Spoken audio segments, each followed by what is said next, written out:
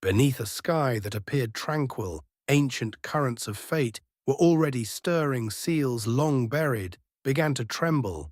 Devils awakened in silence, and somewhere in the depths of the earth, a forgotten mountain prepared to rise once more. If you enjoy my way of explaining and storytelling, don't forget to like and subscribe. It really motivates me to keep creating. The square-faced cultivator beamed with unconcealed delight. With seventh uncle and third brother standing beside us, we shall have two towering powers lending their strength in the acquisition of this treasure. And with the full force of our clan's inner disciples, together with the external cultivators we have recruited, we need not fear contesting even the 10 great sects of the righteous and devilish Tao. This expedition to Nanjiang carries the promise of triumph. The eccentric replied unhurriedly, his voice as dry as autumn wind over fallen leaves.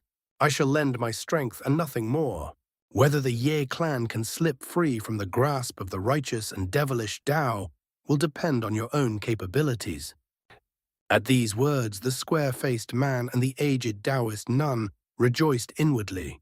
They offered a string of deferential courtesies, their expressions humble and reverent. Thereafter, the elders of the greatest clan in the Jin Empire remained within the Grand Hall for half a day longer, whispering stratagems and weaving plots as dense as spider silk before finally dispersing into the gathering dusk. Within a hidden chamber, deep in the imperial city, an enormous figure sat in stillness, a two-headed, four-armed devil enveloped in roiling pitch-black devilish chi.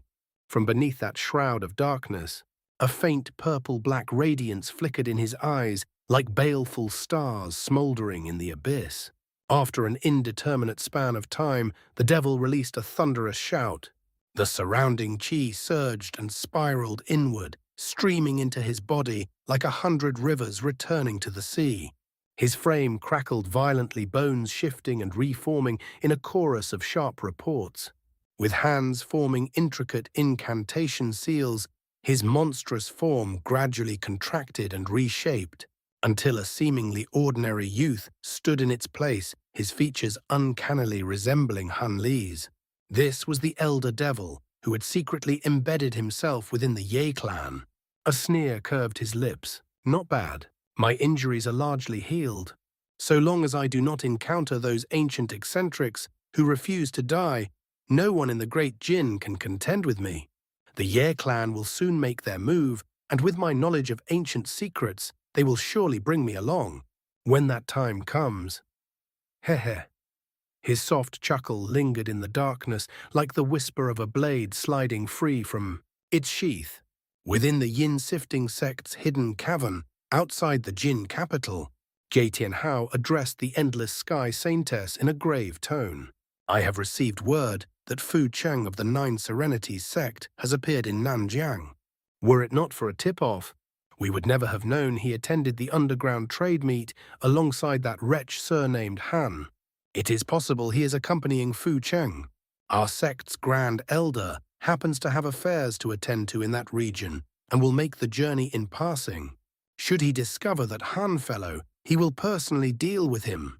Would fellow Taoist Lin care to go? Fu Cheng. Lin Yinping, the endless Sky Saintess, shook her head gently. His presence does not necessarily mean that Han is there as well.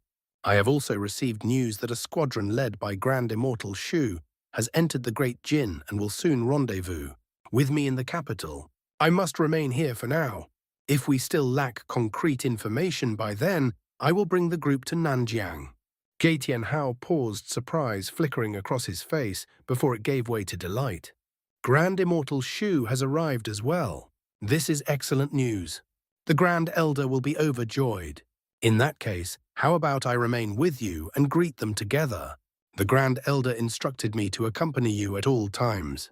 The Saintess nodded with a faint smile. Then her brows knit slightly. Hasn't that Han fellow appeared on the coast where 3 minor sects have taken him in as a guest elder? Have your spies uncovered anything? Jie Tianhao sighed. Nothing. That man is exceedingly cunning. Apart from assisting them with a single matter, he has not shown himself since. Though I've heard he shares some minor connection with the Heavenly Talisman sect. It was no more than a fleeting association. I doubt he would spare a second thought if those 3 sects were wiped from existence. Indeed, she replied coolly, how could he concern himself with their fate, given that he hails from the heavenly south? In any case, before I entered the Great Jinn, I dispatched spies to investigate his true identity. Enough time has passed. There should be information by now.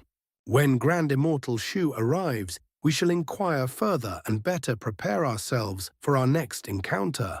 Getian Hao's voice grew animated. If we can truly uncover details of his origins and techniques, he will be far easier to handle. Do you know precisely when Immortal Shu will arrive? Her expression darkened at the thought of the sacred beast. 2 to 3 months. With Immortal Shu and your sect's Grand Elder acting together, he will not escape this time. Getian Hao's heart stirred.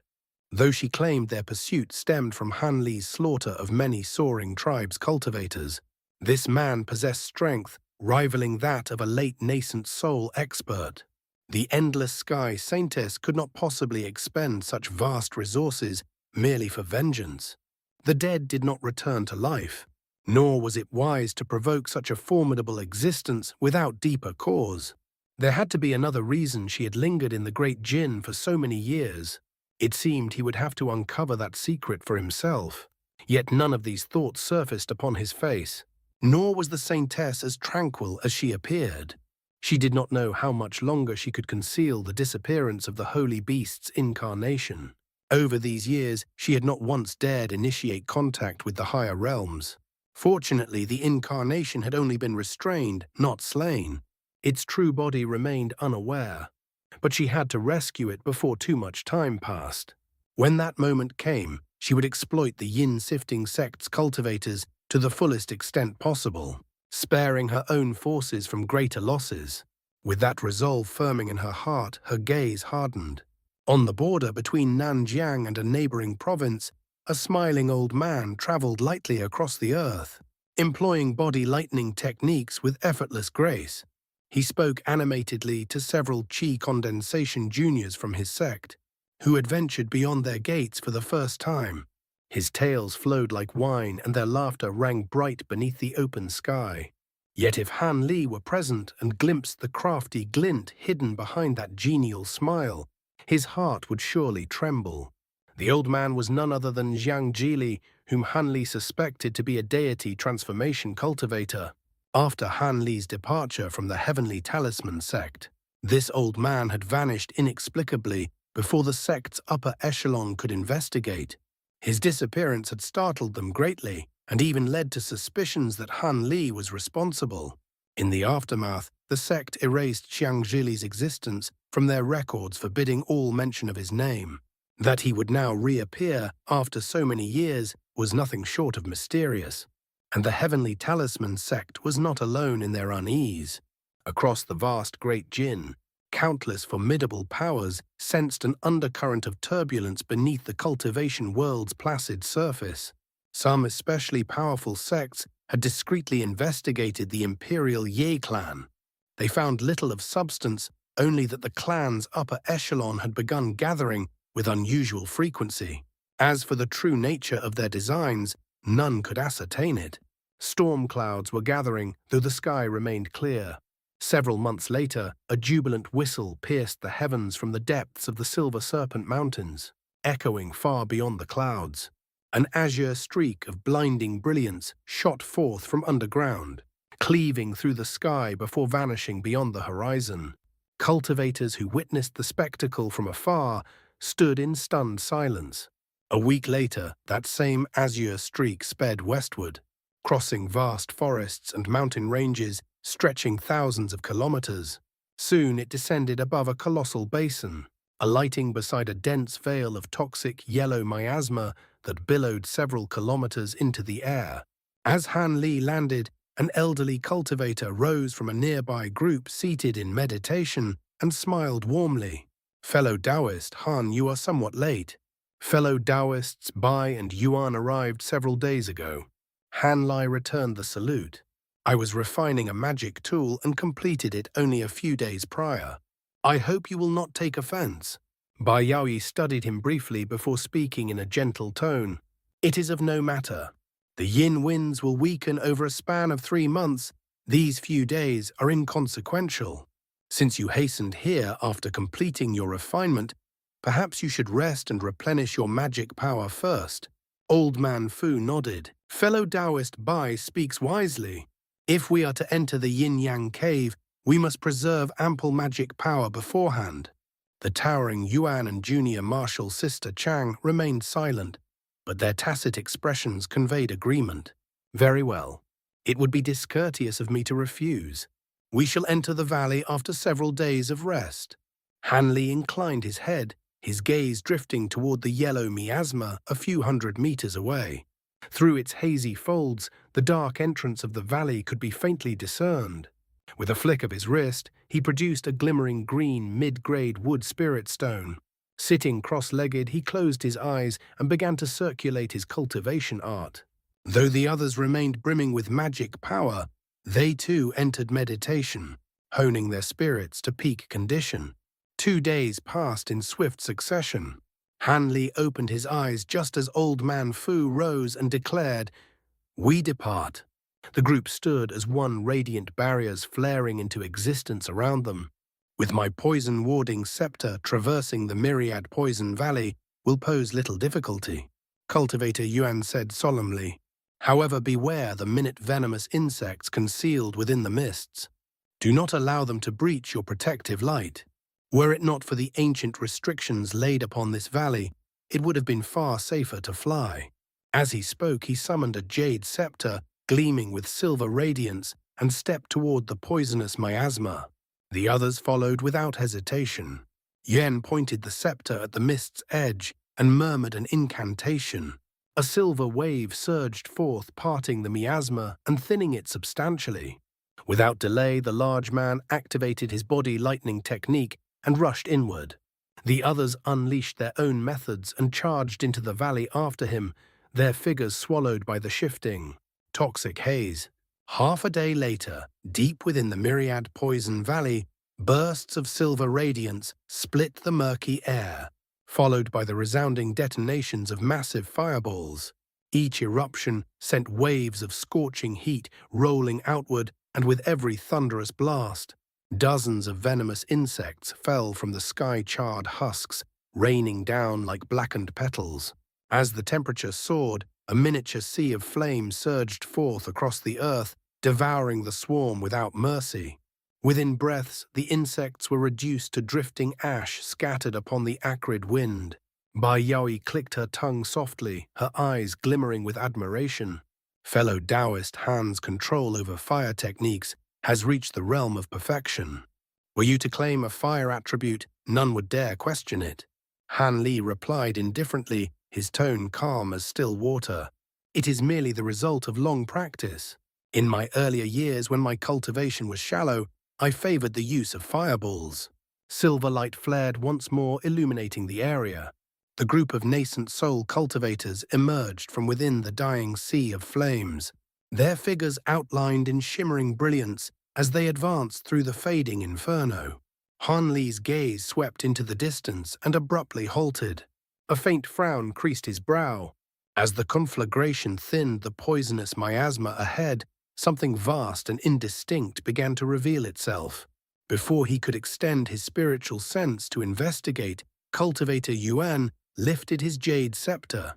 It erupted with brilliant silver light, casting radiance far into the mist and fully unveiling the scene before them. When Han Li saw clearly what lay ahead, a chill seeped into his bones. Roughly 100 meters before them yawned a colossal ravine, no less than 300 meters wide, its length stretching beyond sight. From within its depths, pitch-black yin winds surged upward in violent bursts, scattering the surrounding poisonous haze. Their howls were ghostly and mournful, as if countless restless spirits wailed from the abyss. Aside from Han Li and Bai Yaoyi, the others had witnessed this sight before. Though the yin winds still appeared savage and unrestrained, the group showed no overt shock. "This is the entrance to the yin-yang cave," Old Man Fu said gravely. "Come, let us take a look." They approached the edge of the ravine and peered downward. The chasm plunged unfathomably deep. Within its black maw, a vortex of churning yin winds spiraled endlessly. From below, eerie cries echoed upward, thin, shrill, and laden with despair. Han Li's eyes shifted to the ravine walls. They glittered faintly, as though encrusted with crystalline frost, a dense layer of translucent ice reflecting dim light in fractured patterns. After studying the abyss, old man Fu exhaled slowly. At this depth, the yin winds are ordinary. But once we descend 1,000 meters, the soul-shaking yin winds will begin to appear. If unprepared, even cultivators at our level would struggle to endure them for long. That is why I brought the dark violet pearl. It will greatly reduce their threat. He paused before continuing, his expression solemn. However, the intensity and frequency of the soul-shaking yin winds vary by location within the cave. Based on our prior experience, you already know the importance of vigilance. With a wave of his hand, he produced a fist-sized purple pearl. The moment it appeared, Han Li fixed his gaze upon it. Yet when he extended his spiritual sense to probe it, his vision blurred abruptly. A dizzying sensation assaulted him, as though his very soul were being tugged from his body. Alarm surged through him. Before panic could take root, the great development art began circulating on its own. A cool, refreshing sensation washed through his mind, stabilizing his consciousness and dispelling the disorienting force. Han Li's expression remained composed, but inwardly he was shaken. As expected of a signature treasure from a Devil Dao sect, the pearl was profoundly strange and formidable. He cast a sidelong glance at cultivator Yuan and Bai Yaoyi. Their eyes flickered erratically, faces pale and strained. It was unclear what secret methods they had employed, but they too had barely escaped the pearl's bewitching influence. Unperturbed by their reaction, old man Fu raised the pearl and began chanting an incantation. In an instant, a brilliant purple radiance burst forth. A ring of hazy light expanded outward, enveloping an area nearly 100 meters wide. Under the protection of the violet glow, the ferocious yin winds lost more than half their destructive force. Cultivator Yuan withdrew his jade scepter and praised sincerely. The dark violet pearl truly lives up to its reputation. Old man Fu snorted lightly, the pearl gleaming in one hand as purple-red mist coiled around the other. Save your praise. Its true value will be known only deeper within. Let us proceed. Green light flashed around his body as he leapt into the ravine. The others followed without hesitation, each activating their own protective treasures while remaining within the sphere of violet light. Cultivator Yuan summoned a dark jade tablet. Bai Yaoyi released a crystalline saber that shimmered like frozen moonlight. The black-robed woman produced a pitch-black shield, heavy and austere. Han Li opened his mouth and spat forth several golden swords, their blades humming faintly as they circled him. Radiant with layered protections, the party descended together. Soon their figures were swallowed by the pitch-black vortex, and the ravine returned to its prior desolate stillness as though it had devoured them whole. Far away in Nanjiang, above a tranquil lake shrouded in faint mist, 8 cultivators stood suspended in the air. Each wore distinct robes, their auras profound and restrained. Before them stood a black-clothed cultivator speaking respectfully. These were the Ye clan leaders who had gathered months earlier in the imperial palace. Among them stood the eccentric, with the large head swaying slightly, as if detached from the world. Beside him was the square-faced, middle-aged cultivator. Behind them stood the elder devil in the guise of Han Li's appearance, his expression serene and inscrutable as he listened. The black-clothed cultivator's cultivation was far inferior to the nascent soul elders before him, and he spoke with utmost deference. 400 years ago, our Ye clan discovered a shattered stone tablet from antiquity. From it, we deduced the approximate location of Kunwu Mountain. It was then that our plans began to take shape. In ancient times, Kunwu Mountain was revered as a holy land of cultivators. Yet for reasons unknown, the ancients employed heaven-defying methods to sink it into the earth. Not only were countless ancient cultivator dwellings buried with it, 2 divine spirit treasures were sealed alongside the mountain. If our Ye clan can obtain these treasures, our strength will multiply dramatically. We will possess the power to stand shoulder to shoulder with the great sects of the righteous and devilish Tao." His voice trembled faintly with restrained excitement. "Over the past century, we have dispatched clan disciples across nearly all of Great Jin. At last we located the region described in the ruined fragment beneath this very lake. Our formation grandmasters have long since begun dissolving the ancient restrictions under the Grand Elder's direct supervision. Only a select few were informed of this matter due to its grave importance." He paused briefly. "The restriction is far more profound than we anticipated. Each layer spans nearly 50 kilometers. A dozen formation grandmasters spent over a century devising a method to break the seal. By harnessing the power of heaven and earth, we intend to turn the restrictions against themselves and erase them entirely.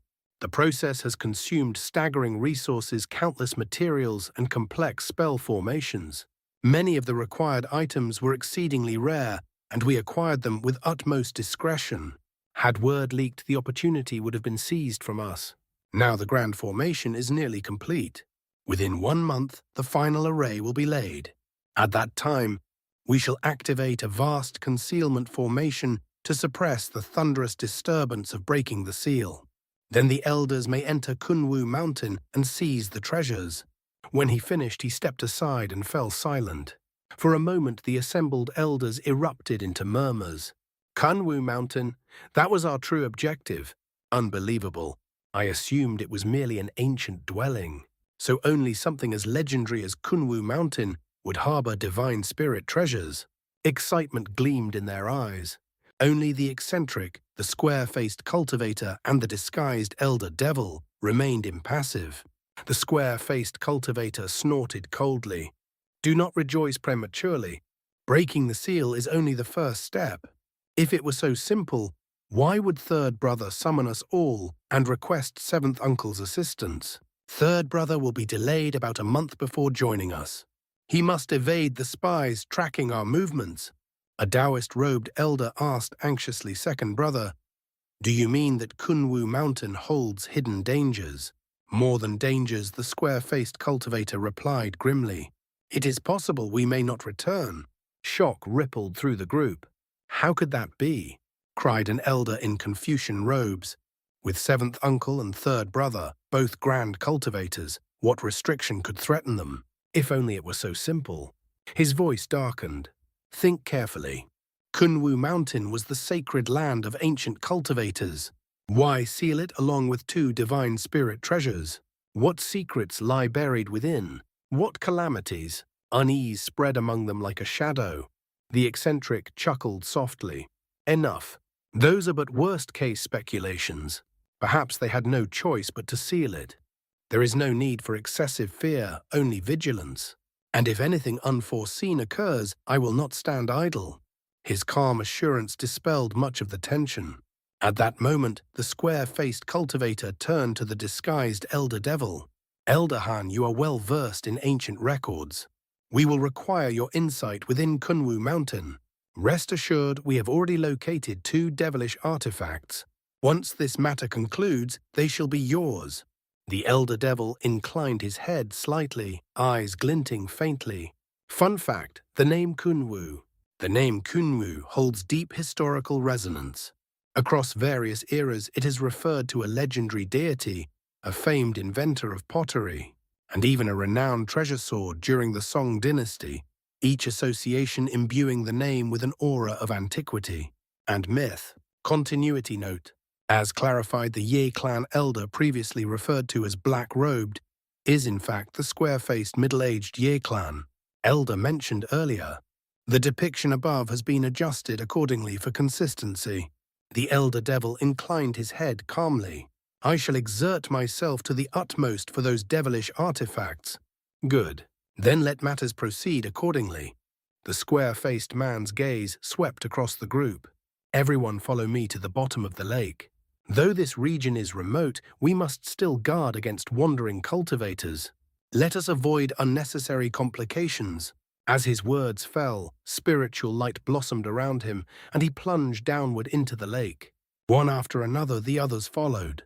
In the span of a breath, their figures vanished beneath the waters. leaving behind only widening ripples and a gentle breeze skimming across the lake's surface. Soon even the ripples faded, and the lake returned to tranquil stillness, its secrets once more hidden beneath the depths. Thousands of kilometers away, deep within the yin-yang cave, Han Li and his companions had encountered unexpected resistance. At Han Li's silent command, a sphere of yellow radiance burst forth from his body. It shot forward like a meteor and crushed an incoming horned yin ghost with effortless force. Immediately after, golden light flared around him, several flying swords streaking outward in arcs of brilliance, slicing cleanly through two more wraiths. Their translucent bodies ruptured and dispersed into curling smoke. Han Li's gaze shifted toward Old Man Fu and the others. They too were engaged, their magic treasures flashing repeatedly as they struck down the swarming specters. Though these ghosts were thin and diminutive, they were relentless, manifesting endlessly from the dense yin qi and charging forward with mindless ferocity. A trace of displeasure flickered across Han Li's eyes. After flicking a wisp of green flame that tore apart another ghost, Cultivator Yuan spoke with mild irritation. "Brother Fu, we have traveled for several days, yet there is still no trace of the Umbra Yin horse. These low-grade ghosts may be weak and feral, but constantly dealing with them greatly slows our progress." Han Li shared the sentiment. Old Man Fu remained composed. "There is no need for impatience, Brother Yuan. The cave is vast, and the Umbra Yin horse is exceedingly adept at concealment. As for these ghosts, they fall with little effort. So long as you periodically replenish your magic power with spirit stones, we can persist for quite some time." Bai Yaoyi swept her gaze across their surroundings and sighed softly. "Even so, maintaining resistance against the soul-shaking yin winds already drains a considerable portion of our magic power. At our current cultivation levels, we can likely endure for only another 2 months." They were traversing a cavernous passage nearly 100 meters tall. The walls shimmered with layers of inky, frost-like ice that reflected faint glimmers of their protective light. Black winds, far denser and more violent than those near the entrance, whirled ceaselessly around them, their wails thin and harrowing. Yet whenever those yin winds entered the violet halo cast by the dark violet pearl, their power diminished drastically. Even so, the 5 cultivators maintained blazing protective light around their bodies, not daring to allow even the faintest brush of wind to touch them. From the surging yin-qi around them, wave after wave of minor ghosts coalesced, rushing forward like moths drawn toward flame. With a sharp flash of cold brilliance, Bai Yaoyi's crystalline saber cleaved through the final spectre of the current wave, its body splitting apart into drifting vapor. For the moment the path lay clear. Their magic treasures returned to orbit at their sides as they advanced cautiously. The violent yin winds severely restricted the reach of their spiritual sense. Unable to probe far ahead, they dared not hasten recklessly. Otherwise, with their speed, they could have scoured the cave in mere days. After the time it took to finish a meal, the yin winds ahead abruptly intensified. The passage opened into a fork, one large tunnel descending further, and 2 narrower paths branching to either side. A cold glint flashed in Han Li's eyes. Another fork. This will not suffice. If we must traverse multiple routes in succession, we will never be able to search every cavern within 2 months. We must split up. Cultivator Yuan's gaze fell upon the dark violet pearl in Old Man Fu's hand. He shook his head. "There is only one pearl. Without its protection, resisting the soul-shaking yin winds would consume far too much magic power.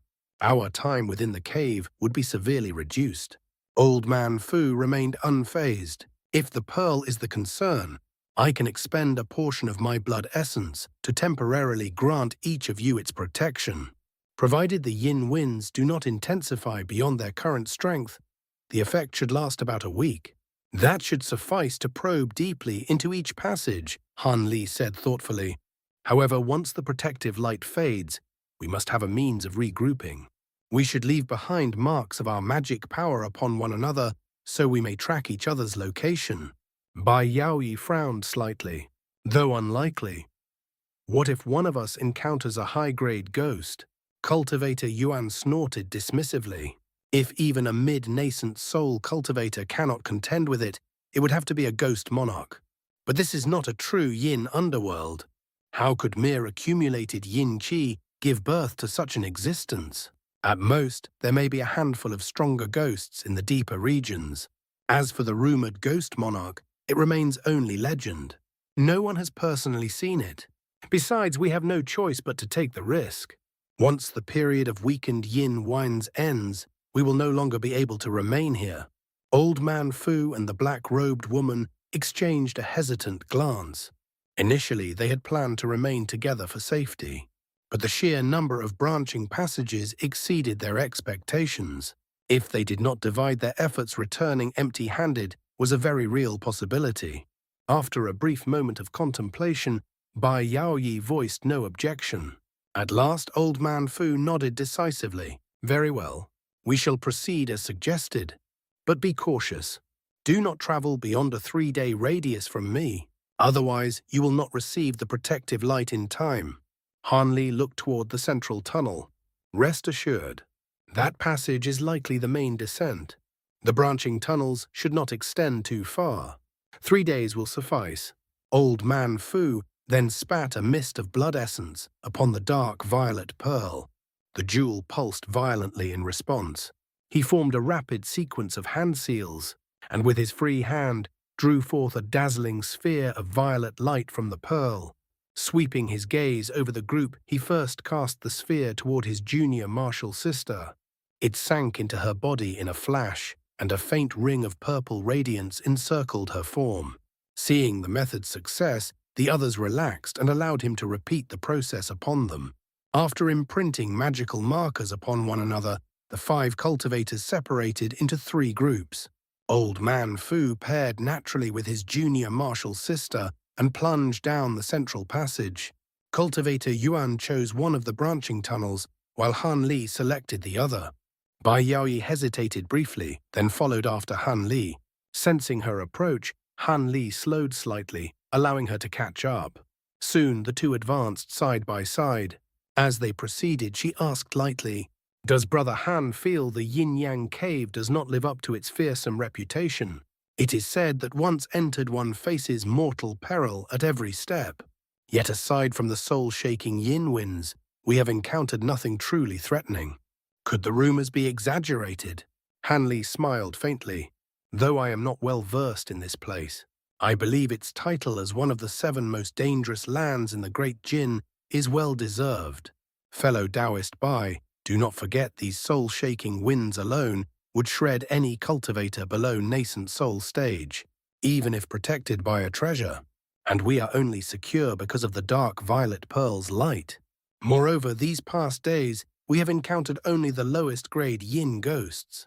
As we descend further, the yin qi will grow denser, and the ghosts birthed from it far more formidable." Bai Yaoyi nodded slowly. "Your reasoning is sound, yet I cannot dispel this faint unease. Yin ghosts." As she spoke, 8 yin ghosts suddenly condensed from a nearby gust of black wind, lunging toward them with savage ferocity. Blue and golden lights flashed in tandem. In an instant, the ghosts were annihilated. The two resumed their advance. Yet after half a day of searching, they found nothing of note. Just as they prepared to turn back, a fierce gust of yin wind swept past them, shrieking with a sharp, piercing whistle. Bai Yaoyi stiffened. What was that? Han Li blinked, listening intently. That whistle. It resembles the cry of a refined corpse, likely the creation of a high-grade ghost. A refined corpse. Her brow arched slightly. What are the odds? Without hesitation, the two followed the sound. After rounding a bend, they arrived at the entrance of a cavern, roughly 10 meters tall. Violent yin winds howled within far stronger than before. Amidst the gusts, a faint, eerie whistle echoed intermittently. What is that? Bai Yaoyi peered inside and noticed something embedded within the glistening ice along the cavern wall. She raised her hand and cast a fist-sized fireball. With a sharp explosion, scarlet flames burst outward, melting away the encasing ice. As the frost receded, the object within revealed itself, a blue flying sword embedded halfway into the wall. The instant the ice vanished, the sword shimmered with renewed vitality. A clear, resonant chime rang out as it began trembling violently, as though struggling to free itself. Bai Yaoyi's eyes widened. With a sweep of her sleeve, she released a rope of crimson flame. Sparks drifted like embers in the wind as the fiery cord coiled around the blade and tugged it free. In a flash of light, the blue flying sword flew into her hand. That's all for today's content. See you in the next part. Support me by becoming a member. It will give me more motivation. Thank you so much.